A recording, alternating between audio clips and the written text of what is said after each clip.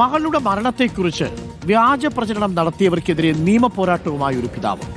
മലപ്പുറം തിരൂർ ആദവനാട് സ്വദേശി കബീറിന്റെ 17 വയസ്സുള്ള മകളാണ് ആത്മഹത്യ ചെയ്തത്. ഈ ആത്മഹത്യയിൽ മരണത്തെക്കുറിച്ച് സമൂഹ മാധ്യമങ്ങളിൽ വ്യാജ പ്രചരണം നടന്നു.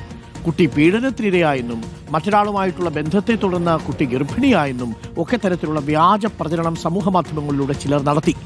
അതിനുശേഷമാണ് ആത്മഹത്യ ചെയ്തത് എന്നതായിരുന്നു പ്രചരണം.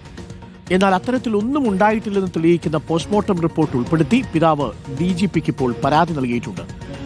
മകളുടെ മരണശേഷവും വ്യാജ പ്രചരണത്തിലൂടെ അപമാനിക്കാൻ ശ്രമിച്ചവർക്കെതിരെ നിയമപോരാട്ടവുമായി ഒരു പിതാവ്. കേൾക്കാം. പോസ്റ്റ്മോർട്ടം റിപ്പോർട്ടിൽ അങ്ങനെ യാതൊന്നും എൻ്റെ കുട്ടിക്ക് സംഭവിച്ചിട്ടില്ല. അങ്ങനെ പീഡന കാര്യങ്ങളോ ഒന്നും ആ കുട്ടി അത്രയും വളരെ പ്രൈവറ്റാന്നുള്ള ഡോക്ടർമാർ എന്നോട് പറഞ്ഞിട്ടുണ്ട്, മറ്റേ പോസ്റ്റ്മോർട്ടം റിപ്പോർട്ടിൽ എഴുതിയിട്ടുണ്ട്. ഈ പ്രചരണവുമായി ബന്ധപ്പെട്ട് ഞാൻ എൻ്റെ കുടുംബം വളരെ മാനസികമായിട്ട് പ്രയാസത്തിലാണ്. അതിന് ശേഷമാണ് ഇൻസ്റ്റഗ്രാമിൽ വ്യാജ അക്കൗണ്ട് ഉണ്ടാക്കിക്കൊണ്ട് പിന്നെ പ്രചരിപ്പിച്ച് 2 ലക്ഷത്തോളം ആളുകൾ അത് ഷെയർ ചെയ്തിട്ടുണ്ട്. അപ്പോൾ അതിനെതിരെ ഞാൻ DGPക്ക് ഒരു പരാതി കൊടുത്തിട്ടുണ്ട്. മകൻ തന്നെ ഒരു മെയിൽ അയച്ചിട്ടുണ്ട്. അവരെ കണ്ടെത്താം, പ്രതികളെ കണ്ടെത്താന്നുള്ള പറഞ്ഞിട്ടുണ്ട്, കുട്ടികളെ കണ്ടെത്താന്ന് പറഞ്ഞിട്ടുണ്ട്. അന്വേഷണം നടന്നുകൊണ്ടിരിക്കുകയാണ്. മുബഷീറുണ്ട് കൂടുതൽ വിവരങ്ങളുമായി. മുബഷീർ, അത് വല്ലാത്ത സങ്കടപ്പെടുത്തുന്ന ഒരു കാര്യമാണ്. മകൾ നഷ്ടപ്പെട്ടു, അതിന് തൊട്ടു പിന്നാലെ മകളെക്കുറിച്ച് കുപ്രചരണം ചില സാമൂഹ്യ വിരുദ്ധന്മാർ സാമൂഹ്യ മാധ്യമങ്ങളിലൂടെ നടത്തി. ഒടുവിൽ പോസ്റ്റ്മോർട്ടം റിപ്പോർട്ട് എടുത്ത് തന്റെ മകൾക്ക് അങ്ങനെ ഒന്നും സംഭവിച്ചിട്ടില്ലെന്ന് തെളിയിക്കേണ്ടി വരുന്നൊരു പിതാവിന്റെ ദുരവസ്ഥയാണല്ലേ ഇത്, മുബഷീർ?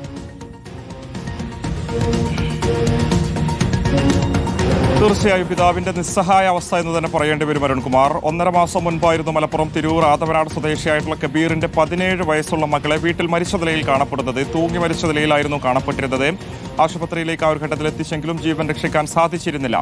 ഈ ഒരു മരണം സംഭവിച്ച ദിവസം മുതൽ കുട്ടിയുടെ മരണവുമായി ബന്ധപ്പെട്ട് കുപ്രചരണങ്ങളാണ് ചില കേന്ദ്രങ്ങൾ പടച്ചുവിടുന്നത് എന്നുള്ളതാണ് ഒരു പിതാവ് പറയുന്നത്. അതായത് സമൂഹ മാധ്യമങ്ങളിൽ കുട്ടിയുടെ മരണവുമായി ബന്ധപ്പെട്ട് കുട്ടിക്ക് പഠിക്കുന്ന സമയത്ത് ഒരു പ്രണയമുണ്ടായിരുന്നു.